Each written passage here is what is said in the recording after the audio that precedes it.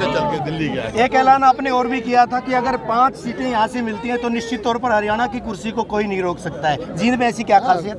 जींद एक केंद्र है हरियाणा का, और यहाँ की आवाज़ जो है पूरे हरियाणा में इधर से जी। तो आप देख सकते हैं यहाँ पर दीपेंद्र सिंह हुड्डा जी लोगों की समस्याओं को सुनते हुए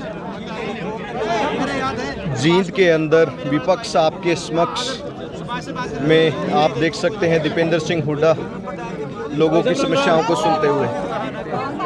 चाहे वो गरीब आदमी है, आपने सुना गरीब आदमी जो सारी उनकी योजनाएं चाहे बंद होने की बात हो, चाहे वो व्यापारी हो, आज चाहे कर्मचारी हो, चाहे नौजवान हो, जो देश में सबसे ज़्यादा बेरोजगारी दर का सामना जिसको करना पड़ रहा है, तो सबने अपनी अपनी बात रखी। और एक जिम्मेदार विपक्ष की प्रजातंत्र में यही भूमिका होती है, जिम्मेदार विपक्ष एक लड़ाई लड़े। और हुड्डा साहब के नेतृत्व में चंडीगढ़ में लड़ाई लड़ी जाएगी। और साथ में मैंने ये बात कही कि प्रदेश का एकमात्र विपक्ष के सांसद होने के नाते हरियाणा प्रदेश की विपक्ष की आवाज़ दिल्ली के संसद के अंदर भी वहाँ पहुँचाने का हम काम करेंगे। किसानों की शहादत का भी आपने जिक्र किया था कि जो किसान जो है बॉर्डर्स पर मारे गए हैं, कांग्रेस उनके साथ गई थी। अभय सिंह चौटाला हालांकि जिस बिना पर उन्होंने विधायकी से त्याग पत्र दिया था वो जा भी नहीं पाए थे उनके बीच में। तो कहीं ना कहीं क्या माना जाए, कांग्रेस की जो है सांगठनिक मजबूती के लिए इस तरह के कार्यक्रमों का आयोजन या फिर शक्ति प्रदर्शन? देखिए, ये एक विपक्ष की भूमिका। आप अगर विपक्ष आपके समक्ष है कि अगर कांग्रेस पार्टी के विधायक और सांसद हम अगर लोगों के बीच में नहीं जाएं तो और विपक्ष की क्या भूमिका होती है? तो ये मैं समझता हूँ लोगों के हकों की लड़ाई लड़ने का उद्देश्य है।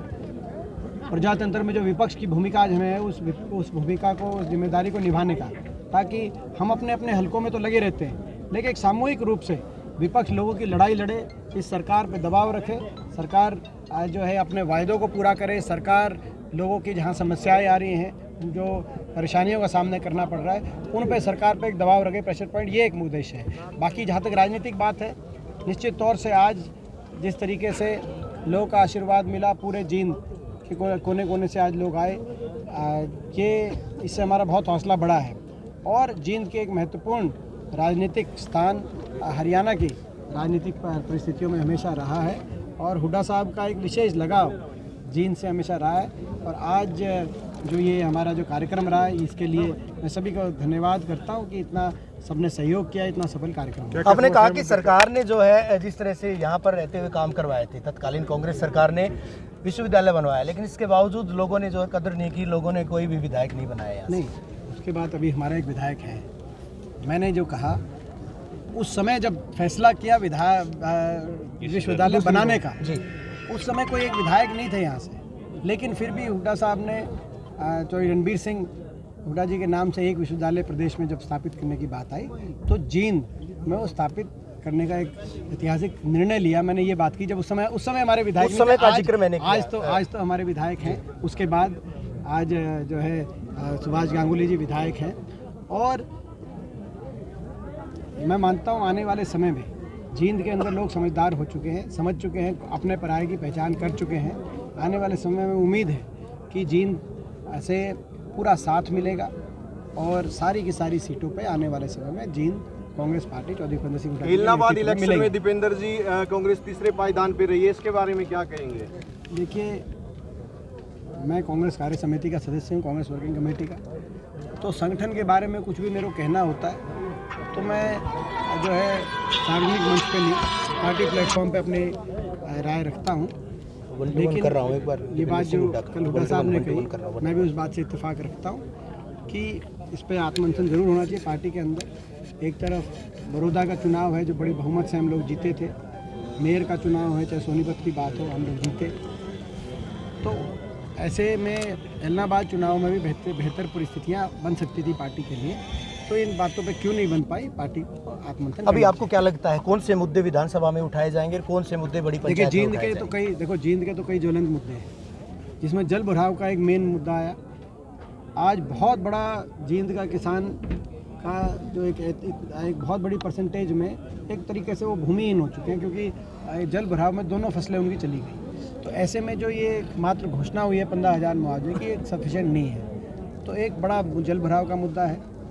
एक जींद के अंदर सड़कों का खस्ता हाल का मुद्दा है, जो हुड्डा साहब ने सही बात कही कि जो ना तो जींद के अस्पताल में डॉक्टर हैं, ना यूनिवर्सिटी के अंदर वाइस चांसलर है, ना रजिस्ट्रार है। ये भी एक बड़ा मुद्दा है। यूनिवर्सिटी में ना स्टाफ है, ना रजिस्ट्रार, ना वाइस चांसलर। 1 साल हो गया हमने यूनिवर्सिटी बनाई, हमारे समय में अस्पताल बना, लेकिन उन अस्पतालों में ये डॉक्टर भी इस सरकार में नहीं लगाए जा रहे, जबकि उप मुख्यमंत्री जी यहाँ के हैं। जो है ना वाइस चांसलर लगा, ना ही सड़कों की देख रेख हो पाई। यहाँ तक कि इस हाईवे का आप उदाहरण देखिए, रोहतक जींद पंजाब बॉर्डर, ये नेशनल हाईवे मैंने मंजूर कराया था 2012 में। इसका मैंने फाउंडेशन स्टोन यहाँ पे सीपी जोशी जी के माध्यम से रखवाने का काम किया। लेकिन आज 7 साल के बाद भी रोहतक से जींद का स्ट्रेच अगर आप देखेंगे 8 साल के बाद, क्योंकि केंद्र सरकार को 8 साल हो गए ये हाईवे का, तो ये तो स्थानीय मुद्दे बहुत से हैं। इसके अलावा जो प्रदेश स्तर के मुद्दे हैं वो किसानों का जिक्र हर बार हर पार्टी करती है, लेकिन किसान लगातार 1 साल से, यूँ कहिएगा कि नवंबर 26 से जो है धरने पर बैठे हैं बॉर्डर्स पर। उनकी समस्या का आपको क्या लगता है, क्या निदान, क्या हल हो सकता है? जब सरकार बड़ा दिल दिखाएगी, केंद्र सरकार, और खुले मन से किसानों को बातचीत के लिए बुलाएगी, तो इसका हल निकल जाएगा। किसानों की मांगों को मानते हुए सरकार को इसका हल निकालना चाहिए। लेकिन केंद्र सरकार बड़े दल की दिल दिखाने की बजाय एक राजहट पे कायम है। आपने देखा लखीमपुर में क्या हुआ, वो तो जो मंत्री जिनके पुत्र वहाँ मुख्य आरोपी हैं वो भी अभी अपने पद पे बने हुए हैं, तो ये इनसे आगे क्या उम्मीद की जा सकती है। दुख इस बात का भी है कि हरियाणा की जो सरकार है उनको तो इसकी किसानों की बहुत पैरवी करनी चाहिए, लेकिन हरियाणा की सरकार तो देश में सबसे ज़्यादा किसान विरोधी सरकार के रूप में अपने को स्थापित करने की कोशिश कर रही है। बार बार लाठीचार्ज, बार बार वाटर कैननिंग, बार बार आंसू गैस के गोले। हरियाणा में कोई हफ्ता ऐसा नहीं जाता कि कोई ना ऐसा मामला सामने ना आए। आपको लगता है कि हरियाणा सरकार 3 कृषि कानूनों को निरस्त करवा सकती है कहीं कि संसद ने जिनको पास किया? हरियाणा सरकार पैरवी करेगी तो क्यों नहीं हो सकता। इससे सबसे ज़्यादा प्रभावित हरियाणा, पंजाब और जो पश्चिमी उत्तर प्रदेश का जो किसान है वो है, क्योंकि यहाँ पे मंडी सिस्टम वेल डेवलप्ड है। इनमें से आप खुद देखें, पंजाब में तो भाजपा की सरकार नहीं है, वहाँ कांग्रेस की सरकार है, जिन्होंने खुल के कहा है कि इसको वापस ले लें आप। अगर हरियाणा की सरकार भी अगर आवाज़ में आवाज़ मिलाएगी, क्या ये किसान हरियाणा के नहीं हैं जो प्रभावित हो रहे हैं इस कानून से? क्या बाजरा जो न्यूनतम समर्थन मूल्य पर नहीं खरीदा गया तो उसमें हरियाणा का किसान प्रभावित नहीं हुआ?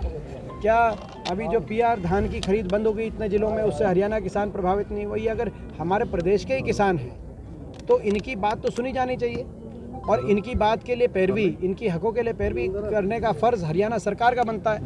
लोगों ने इस सरकार को, हर वर्ग के लोगों ने इस सरकार को हरियाणा में स्थापित करवाया, लेकिन दुख की बात ये किसान को पराया मान के चल रहे हैं और बार बार किसान पे एक के बाद एक चोट किसान को देने का काम कर रहे हैं। अभी आप दीपेंद्र जी, आपने किसानों की बात की तो बीजेपी सरकार ने यहाँ पे बड़े बड़े होर्डिंग्स लगा रखे हैं अनाज मंडी में कि 12 फसलों का समर्थन मूल्य जो है वो सरकार दे रही है, तो ये कितना सही है? या आप किसानों से पूछो, बाजरा जिस किसान के हुआ उससे पूछो।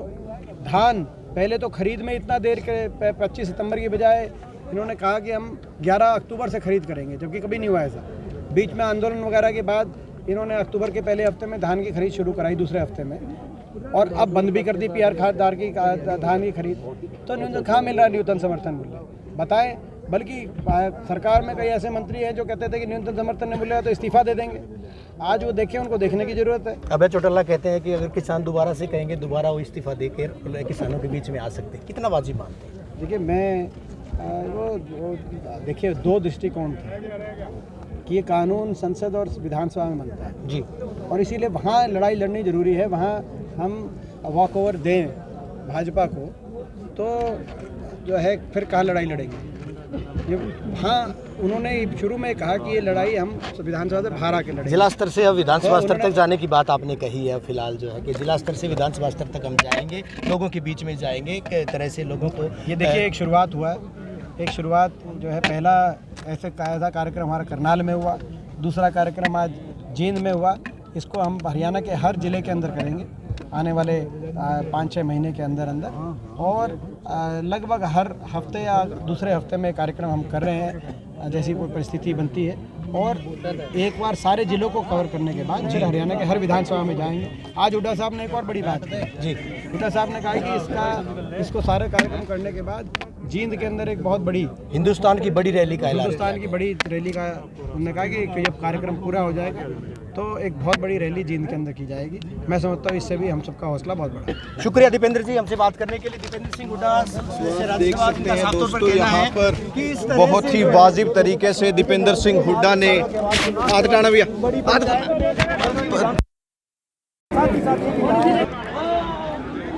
तो आप देख सकते हैं दोस्तों, दीपेंद्र सिंह हुड्डा जी ने अभी बहुत ही खूबसूरती से अपनी सभी बातों को रखा और क्या क्या चैलेंजेस अब किसानों के लिए हैं, महंगाई को लेकर है, स्वास्थ्य को लेकर है, शिक्षा को लेकर है, इन सभी बातों पर विस्तृत यहाँ पर विपक्ष आपके समक्ष के कार्यक्रम जींद के अंदर यहाँ पर सामूहिक चर्चा हुई। ज़्यादा से ज़्यादा वीडियो को शेयर करें दोस्तों। धन्यवाद। जय हिंद, जय भारत।